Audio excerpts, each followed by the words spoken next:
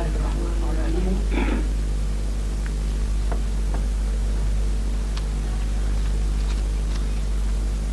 خواتین و حضرات، محترم دوستوں، بہت عزیز اور پیارے بچوں، مجھے تقریر کا اتنا وقت دیا گیا ہے کہ میں شاید اپنی بات پوری نہ کر سکوں، اور یہ اس لیے بھی اچھا ہے کہ آپ صبح سے اب شام ہو گئی، آپ تھک گئے ہیں، دماغی آپ کی مصروفیت رہی مسلسل. تربیتی ورکشاپ کے حوالے سے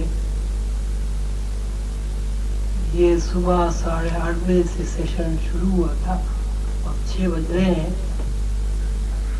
آپ مسلسل کئی گھنٹے تک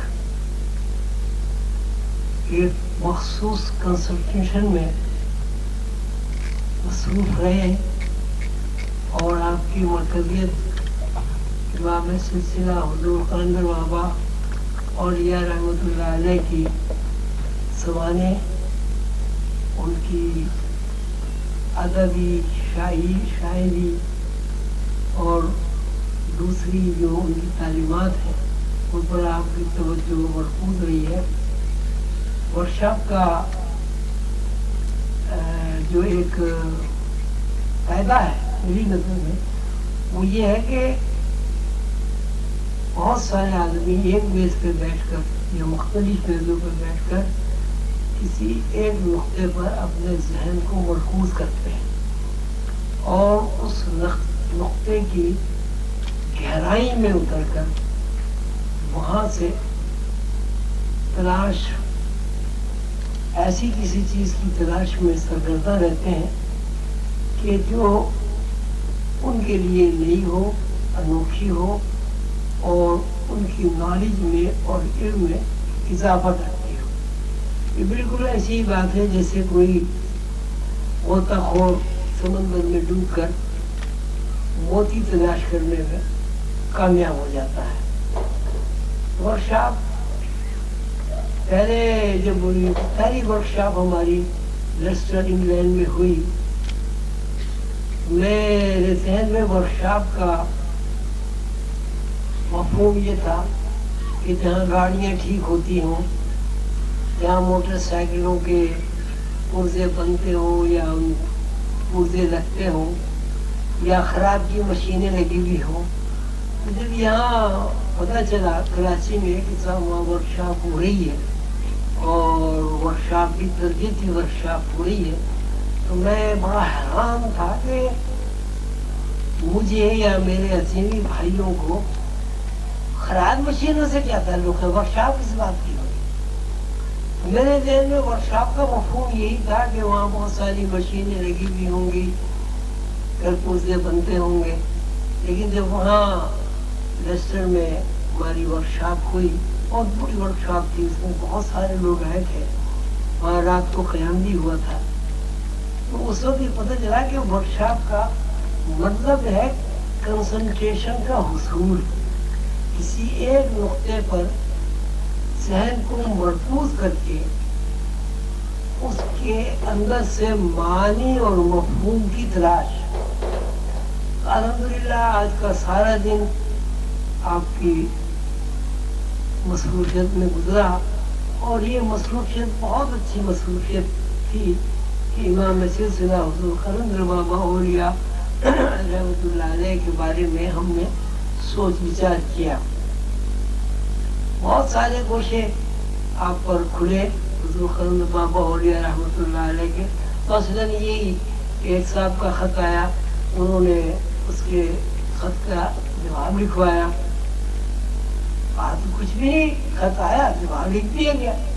اس میں کچھ چیزیں ایسی تھیں کہ نہیں لگی، لیکن مجھے خیال آیا کہ حضور قلندر بابا اولیاء رحمۃ اللہ علیہ کے اوپر چونکہ اللہ کا مخصوص کرم ہے، مشیت کے وہ تابع ہیں، اور مومن کی فراست سے ڈرو کہ وہ اللہ کے نور سے دیکھتا ہے. حضور پاک صلی اللہ علیہ وسلم کا ارشاد ہے.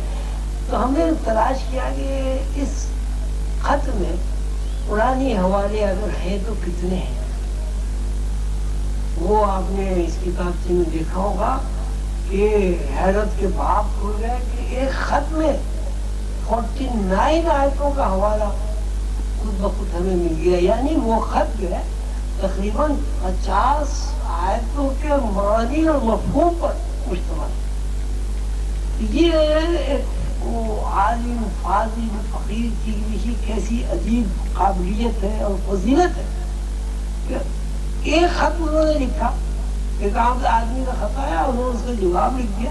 لیکن جب ہم نے اس خط کو غور سے پڑھا، اس پہ کنسنٹریشن کیا، یا یوں سمجھیے کہ اس کو ورکشاپ میں ڈال دیا خط کو، تو ہمارے اوپر یہ راز منکشف ہوا کہ وہ آیت 50 وہ خط 50 پرانی آیتوں کے مفہوم پر مشتمل ہے.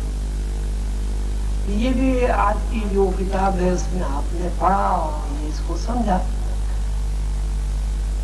امام سلسلہ حضور قلندر بابا اولیاء رحمۃ اللہ علیہ کی تعلیمات کے بارے میں آپ نے ڈسکشن کیا. اس میں جو خاص بات نکتے کی ہے، یقیناً آپ لوگ وہاں تک پہنچ گئے ہوں گے کہ حضور قلندر بابا اولیاء کی تعلیمات پر جب ہم فکر کرتے ہیں تو اس فکر کے نتیجے میں ہمیں رسول اللہ صلی اللہ علیہ وسلم کی طرز فکر کا انکشاف ہوتا ہے کہ پیغمبر کس طرح سوچتے تھے، کس طرح بولتے تھے، اور ان کا ہر کام کس طرح اللہ کی معرفت ہوتا تھا. ظاہر ہے کہ جب رسول اللہ صلی اللہ علیہ وسلم ہر کام کی طرف اللہ کرتے تھے تو سیدھی سی بات ہے کہ ہر عمل کے درمیان میں رسول اللہ صلی اللہ علیہ وسلم جو بھی عمل کرتے تھے اس کے درمیان میں اللہ ہوتا تھا. کہ روح اللہ، یعنی ہر کام وہ اللہ کی معرفت کرتے تھے. حضور قلندر بابا اولیاء رحمۃ اللہ علیہ کو رسول اللہ صلی اللہ علیہ وسلم کی طرز فکر منتقل ہوئی. اس کا مفہوم یہ ہوگا کہ قلندر بابا اولیاء رحمۃ اللہ جو کچھ بولتے تھے کیوں آپ رسول اللہ صلی اللہ علیہ وسلم بولتے تھے. ان کی زندگی کا ہر عمل اسوہ حسنہ کی ایک تصویر تھی، نقش تھا. اور رسول اللہ صلی اللہ علیہ وسلم کا عکس اگر کسی کے اندر نمایاں ہے تو سیدھی سی بات ہے اس کا تعلق بھی اللہ تعالیٰ کے ساتھ قائم ہے. تو یہ جتنے بھی اولیاء اللہ ہیں ان کی طرز فکر کا جب ہم مطالعہ کرتے ہیں تو ہمیں ایک ہی بات نظر آتی ہے کہ یہ جسم و جان کے رشتے کو اللہ کے ساتھ وابستہ کرتے ہیں.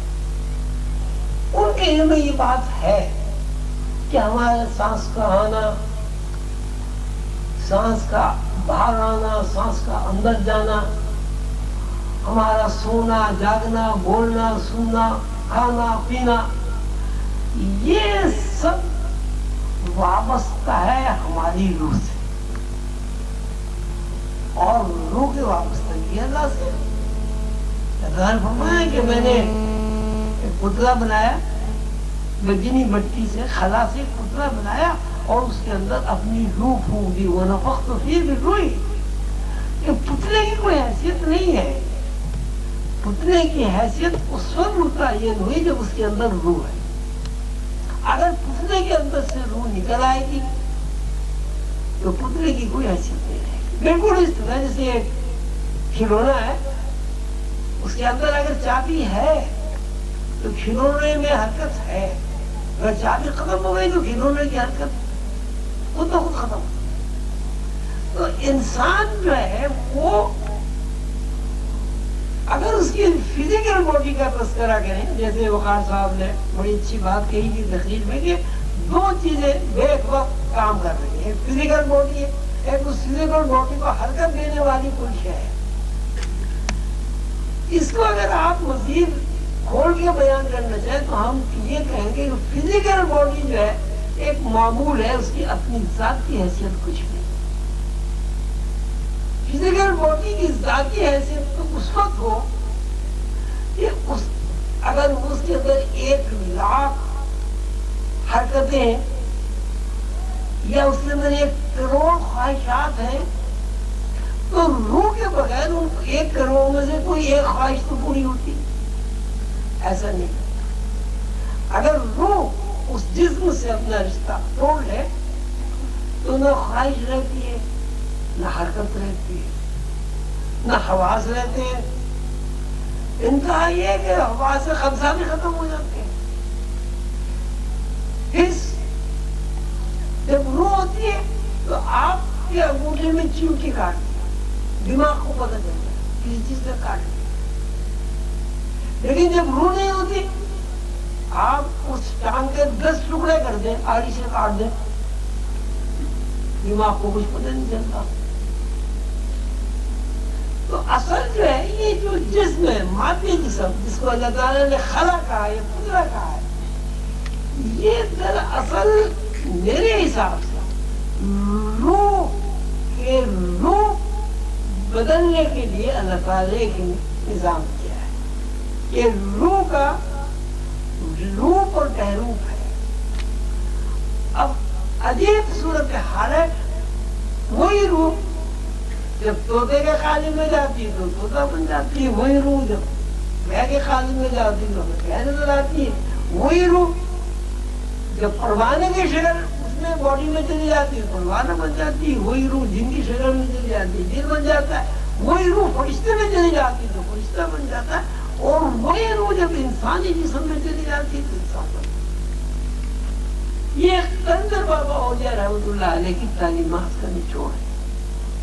الحمدللہ آج کی اس نشست میں آپ لوگوں نے قلندر بابا اولیاء رحمۃ اللہ علیہ کی تعلیمات پر، ان کے شجرے پر، ان کے روحانی شجرے پر، ان کی زندگی کے معاملات پر غور و فکر کیا. یہ بہت بڑی میری اور آپ کی سعادت ہے. آج کی اس نشست میں ہم اللہ تعالیٰ کا جتنا بھی شکر کریں کم ہے کہ یونیورسٹی کے بڑے بڑے لوگ یہاں تشریف لائے، انہوں نے آپ کو دیکھا، آپ نے ان کو دیکھا. یونیورسٹی کو مادر علمی کہتے ہیں، یعنی کئی مائیں، علمی مائیں وہ ایک وقت آپ کے سامنے آ گئی اور انہوں نے آپ کو شفقت کی نظر سے دیکھا، اپنے تاثرات بیان کیے، اور ان تاثرات میں ان کا جو جذبہ تھا وہ خالص علمی تھا، محبت کا تھا، شفقت کا تھا. یہ اللہ تعالیٰ کا بہت بڑا انعام اور اکرام ہے کہ اللہ تعالیٰ نے ہمیں اتنا نوازا. اللہ تعالیٰ کے ہمارے پر اتنی انعامات ہیں کہ اب ہمیں دیکھنے، ہمیں سننے کے لیے بڑے بڑے پڑھے لکھے لوگ ہمارے پاس تشریف لاتے ہیں. بلا شبہ یہ اللہ تعالیٰ کا خالص انعام ہے. اب سے 20 سال پہلے یہاں کچھ بھی نہیں تھا. ایک میں تھا، 2-3 میرے دوست تھے. اب پیچھے کیا اللہ نے باغ لگایا، باغ کوئی ہرا بھرا باغ ہے. اس میں میں تو سمجھتا ہوں کہ آپ سب لوگ جو ہے یہ میرا لگایا ہوا باغ ہے، درخت ہیں. میری دعا ہے کہ اللہ تعالیٰ اس باغ کو اور ہرا بھرا کرے اور سایہ دار کرے. ایک ایک درخت اتنا سایہ دار، شجر سایہ دار بن جائے کہ اس میں آ کے قافلے ٹھہریں، مسافر ٹھہریں، اس سائے سے فیضیاب ہوں. سائے سے میری مراد علم. اللہ تعالیٰ ہمیں اتنا وافر علم عطا کرے کہ سلسلہ آل عظیمیہ کا ہر فرد اپنی ذات میں، ایک اسکول ہو، ایک کالج ہو، ایک یونیورسٹی ہو، ایک انجمن ہو. اور یہ بات کوئی ایسی نہیں ہے جو انہونی ہو، اس لیے کہ جب ہم اپنے ماضی پر نظر ڈالتے ہیں 20 سال پہلے، اس وقت میں اور آج کے حالات میں الحمدللہ اللہ تعالیٰ کی شان ہمیں نظر آتی ہے. سیدہ خاتون نے آپ کو بتایا سالفورڈ یونیورسٹی میں آپ کے سلسلے کی 3 کتابیں سلیبس میں شامل ہو گئی. مانچسٹر میں کالج میں آپ کی کلاسیں شروع ہو گئی, امریکہ میں کلاسیں شروع ہو گئی. دھیرے دھیرے انشاءاللہ ایک وقت ایسا بھی آئے گا کہ ہماری بھی ایک اپنی مادری علم ہوگی. یہاں سن غالباً 85 میں یا 83 میں, مجھے سن یاد نہیں رہتا, جب بھی ہمارا اپنے حال کے پتہ ہوا تھا, تو اس وقت میں نے بردستہ بغیر سوچے سمجھے تقریر کی تھی. اور اس وقت جس میں نے تقریر شروع کی تھی تو اللہ تعالیٰ کی طرف اپنا ذہن لگا کر یہ دعا کی تھی کہ اللہ تعالیٰ مجھے کچھ پتہ نہیں کہ میں نے کیا بولنا ہے, مجھے کچھ پتہ نہیں کہ میں نے کیا کرنا ہے, مستقبل کا حال آپ کو معلوم ہے. جو کچھ آپ چاہتے ہیں میں آپ کا معمول ہوں, آپ مجھ سے بلوا دیجیے. اس سے جو میں نے بغیر سوچے سمجھے جو کچھ بولا تھا اس میں اور باتوں کے علاوہ یہ بات بھی تھی کہ ہم انشاءاللہ اپنے ایک سلیبس بنائیں گے, نرسری کلاس سے ایک سلیبس بنائیں گے. اپنے بچوں کی تربیت اس طرح کریں گے کہ ان کے ذہن میں اولیاء اللہ کی سیرت اور رسول اللہ صلی اللہ علیہ وسلم کی سیرت نقش ہو جائے گی. ہم اسکول بنائیں گے, کالج بنائیں گے, اور انشاءاللہ اللہ کی دی ہوئی توفیق کے ساتھ اسپریچل یونیورسٹی قائم کریں گے. ابھی ہم اسپریچل یونیورسٹی تک تو نہیں پہنچے, لیکن ہماری تعلیم یونیورسٹی تک پہنچ گئی ہے. الحمدللہ یہ میرے لیے اور آپ کے لیے سب کے لیے بہت خوشی کی بات ہے.